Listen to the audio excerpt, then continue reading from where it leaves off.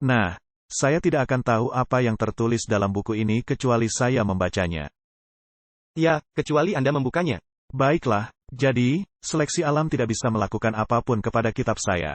Seleksi alam tidak bisa meningkatkannya. Seleksi alam tidak bisa berkata, saya akan memperbaiki buku ini, tanpa melihat dalamnya.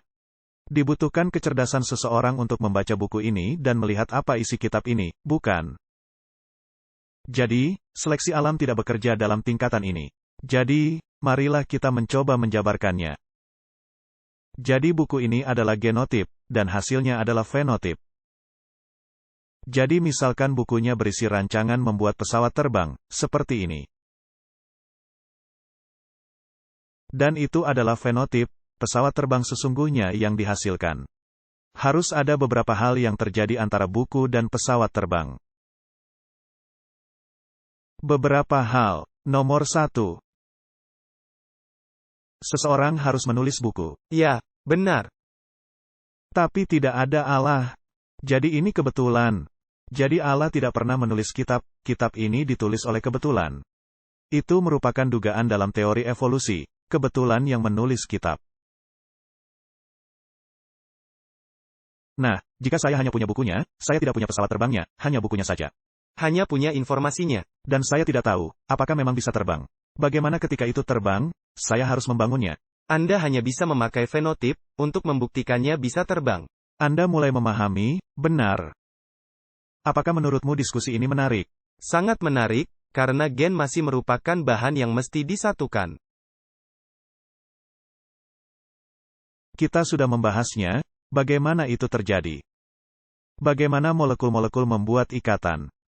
Dan apalagi Anda tidak berbicara tentang siapapun yang menulis buku itu, Anda hanya memiliki bukunya. Dan buku ini adalah pedoman dasar untuk itu. Nah Martin, jika Anda ingin membuat pesawat terbang, apakah cukup hanya memiliki bukunya saja? Tidak, Anda harus punya materinya.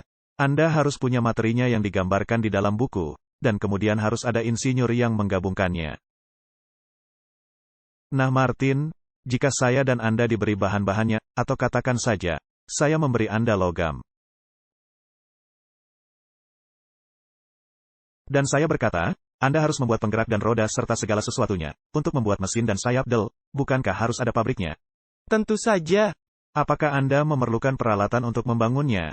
Tanpa peralatan, apakah pesawat terbang bisa jadi? Tidak.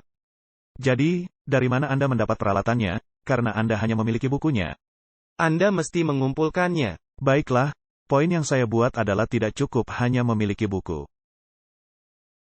Tepat sekali. Anda harus memiliki semua peralatan ditambah para insinyur ditambah orang-orang yang membangunnya. Sebelum Anda bisa memiliki pesawat terbang. Saya belum memasang apapun di sini, tetapi segala sesuatu yang terproses antara buku dan pesawat terbang, dari mana asalnya? Menurut mereka, itu karena kebetulan. Anda benar, karena itu tidak dipengaruhi oleh seleksi alam sampai pesawat terbang itu bisa terbang. Anda paham? Ya. Jadi, tidaklah cukup dengan mengatakan, saya sudah membuat blok pembangun di sini, agar menulis buku. Saya telah menulis buku, tanpa perancang. Tanpa penulisnya, saya telah membuat pabrik. Dan pada akhirnya saya mendapatkan sebuah hasil, dan akan mencoba apakah benda ini bisa terbang. Tetapi bagi seleksi alami untuk bekerja, seleksi berlaku lebih dari satu kali. Saya tidak bisa memilih jika lebih dari satu kali.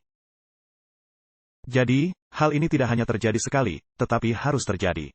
Terjadi jutaan kali, dan Anda harus punya sesuatu yang bisa memproduksi ini, jadi harus ada laki-laki dan perempuan. Jadi berapa banyak iman yang Anda butuhkan? Baiklah. Jadi, apakah benar, bahwa seleksi memerlukan lebih dari satu varian yang ada? Ya. Jadi, kita memerlukan semua pedoman dasar yang berbeda ini. Kita memerlukan buku-buku berbeda, kode-kode genetika berbeda, itu merupakan tulisan tangan yang memberitahu Anda, hal yang mesti dilakukan. Kita mesti memiliki peralatan, agar bisa mewujudkannya, dan akhirnya mesti ada hasil yang mesti diuji. Dan tidak ada Allah, tidak ada perancang. Dan segala yang terjadi hingga muncul hasilnya, terjadi secara kebetulan. Mari kita lebih menelitinya, Martin. Kitab kita ini. Kitab ini sangat istimewa, karena memberikan kepada Anda rencana keselamatan. Di dalam kitab ini, ada kebetulan. Perancang kebetulan, dia sudah ada sejak permulaan, tetapi tidak ada orang yang mau mengetahuinya. Jadi, kita taruh saja kitab ini. Apakah diperlukan iman besar, untuk menduga mekanisme yang menghasilkan variasi, aspek jantan dan betina? Keseluruhan sistem, guna menciptakan variasi, dengan pindah silang gen. Menciptakan semua kemungkinan tersebut dalam suatu cara yang begitu akurat dan sangat terkendali, terjadi secara kebetulan. Keyakinan yang benar-benar gila. Baiklah, tetapi Anda juga memerlukan iman gila untuk mempercayai Allah. Jadi ada timbangan. Ada timbangan, Anda bisa menaruhnya dalam timbangan, dan memutuskan bagi diri Anda sendiri, hal yang Anda ingin percayai. Bagaimana jika ditambahkan nubuatan kepada pencampuran ini? Bagaimana jika perancang itu berkata kepada Anda, maaf, jika Anda tidak ingin percaya bahwa itu adalah saya, Anda percaya bahwa itu adalah kebetulan. Biarkan saya memberitahu Anda apa yang akan terjadi dalam 1000 tahun lagi. Tepat pada masa ini, tepat di tempat ini, tepat dari garis keturunan ini. Orang ini akan lahir, dan melakukan hal ini, hal itu, dan hal lainnya. Dan menyangkut kerajaan-kerajaan di dunia, izinkan saya menjelaskan kepada Anda bahwa ketika kerajaan yang sekarang memerintah hilang, kerajaan itu akan mengambil alih. Kemudian dalam waktu 600 tahun, kerajaan itu akan mengambil alih. Dan dalam 300 tahun, kerajaan itu akan mengambil alih, dan ketika itu terjadi, akan terbagi-bagi. Dan yang satu itu akan menjadi penguasa, dan akan melakukan ini, itu, dan kemudian memang terjadi. Akankah itu menjadi bukti bahwa dia memiliki pengetahuan yang tidak dapat diterangkan? Ya, tidak diragukan. Bisakah Anda menaruh itu juga ke dalam timbangan? Dalam timbangan bahwa Allah itu ada? Ya. Bisakah Anda menaruhnya di sisi lain? Tidak bisa, karena tidak ada.